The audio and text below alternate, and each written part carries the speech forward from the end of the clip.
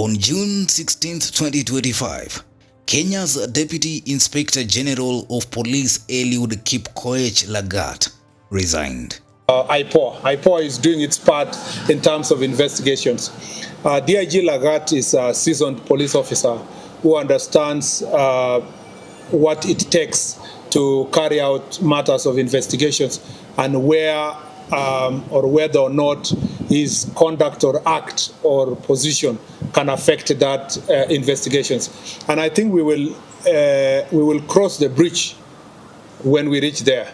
In a letter signed by Eliud Lagat, Deputy Inspector General, Kenya Police Service, Lagat said, quote, "In the good and conscious thought of my role and responsibility as the Deputy Inspector General of Kenya Police Service, and in view of the ongoing investigations on the unfortunate incident of the death of Mr. Albert Ojwang, I have today opted to step aside from the office of the Deputy Inspector General, Kenya Police Service, pending completion of investigations. The functions of the office will henceforth be performed by my deputy until completion of the investigations. I undertake to provide any support that may be required of me during the investigation of the unfortunate incident.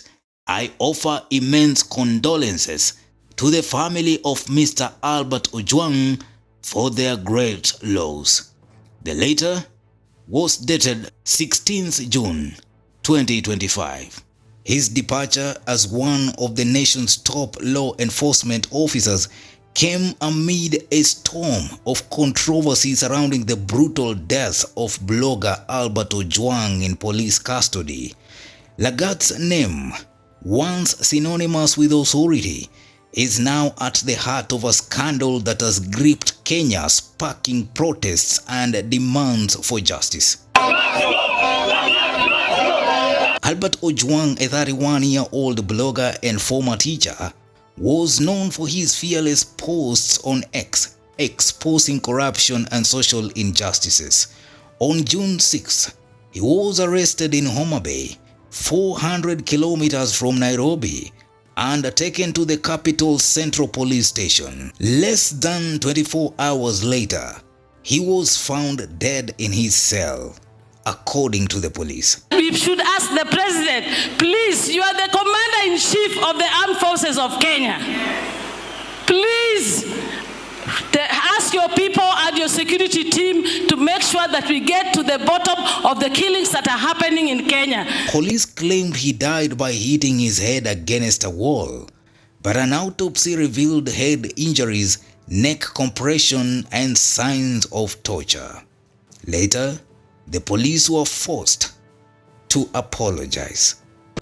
It is true, as Senator Mugatana has said, that going by the report that we have gotten from IPO, that it is not true. He did not hit his head against the wall, but that is the report that we had from the word go. I tell my apology on behalf of the National Police Service. Later, the Inspector General of Police Douglas Kanja was forced to tender an apology for issuing a wrong report regarding investigations into the murder of influencer Albert Ojwang. Earlier in the week, IG Kanja claimed that Ojwang died by suicide after hitting his head on the police cell walls, claims that elicited an uproar from the public, who accused the police of trying to cover up the influencer's death. Everybody who is involved should step down. If they later are found not guilty, no problem. They'll be reinstated to their places of work.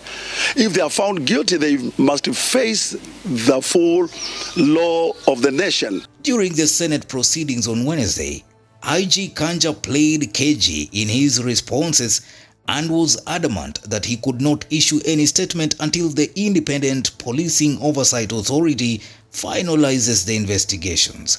He also vowed to take action on the officers who provided him with the report, citing that the disciplinary procedures would be in line with the standard operating procedures. However, The senators took issue with Kanja's remarks and pointed out that IPOA had ruled out suicide following the release of the autopsy. Boxed in a corner, IG Kanja begrudgingly apologized for the initial report. The chain of events leading to Ojwang's death began with a defamation complaint filed by Lagat himself. On June 11th, Inspector General Douglas Kanja told the senators that Ojwang's arrest stemmed from posts accusing Lagat of corruption within the National Police Service. One post alleged that Lagat had strategically placed trusted officers in charge of DCI books, desks, and traffic shifts to control revenue streams and intelligence. Another viral post featured Lagat alongside Senior Traffic Commander Joseph Chirchir with a caption claiming the Ethics and Anti-Corruption Commission was investigating Lagat for buying a $2.6 million home in Dubai. The headline read, Eliud Lagat, Mafia Police. Ojwang's death ignited public fury. On June 10th, hundreds of Kenyans took to Nairobi streets demanding Lagat's resignation. Protesters clashed with police, who used tear gas and water cannons to disperse them. The outrage reflected deep frustration with police impunity and a system many believe protects its own. On June 16th, former Chief Justice David Maraga escalated the pressure, calling for Lagat's immediate arrest and prosecution. Maraga stated there was prima facie evidence implicating Lagat directly or through accomplices in Ojwang's illegal arrest, torture, strangulation, and murder.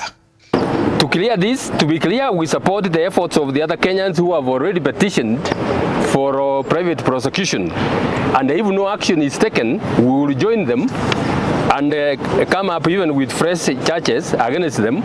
And we demand that this be done on or before the 25th of June this year. He argued that Lagat should have stepped aside the moment the scandal broke.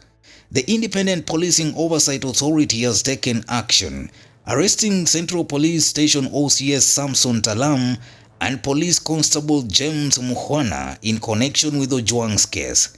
3 civilians, Jean Amitu Abwao, Collins Karani Ireri, and Brian Mwaniki Njue, who were detainees at the station during Ojwang's detention, were also arrested. Authorities allege these civilians were used by police to torture Ojwang, a claim that has fueled public distrust. It is a mockery of justice to still have the person who had actually lodged the initial complaint on behavior of Albert to still be sitting as part of a team that is investigating the death of Albert. We want to know the officers to whom Albert Ojwang was handed over for what we've been told was interrogation at the DCI in Mazingira, and the nature of interrogation they engaged in. Lagat's resignation marks a turning point, but for many Kenyans, it's not enough. His departure came after relentless protests, high-profile demands from figures like Maraga, and mounting evidence linking his complaint to Ojwang's death. Yet questions remain. Was Lagat directly involved? Will he face prosecution? Albert Ojwang's death has become a rallying cry for justice in Kenya. As investigations continue, the nation demands accountability not just for Ojwang, but for all victims of police impunity. Will Lagat's resignation lead to real change, or is it just the beginning? What do you think? Will justice be served? Drop your thoughts. Newsroom, Maisha TV, Bushabi Jr.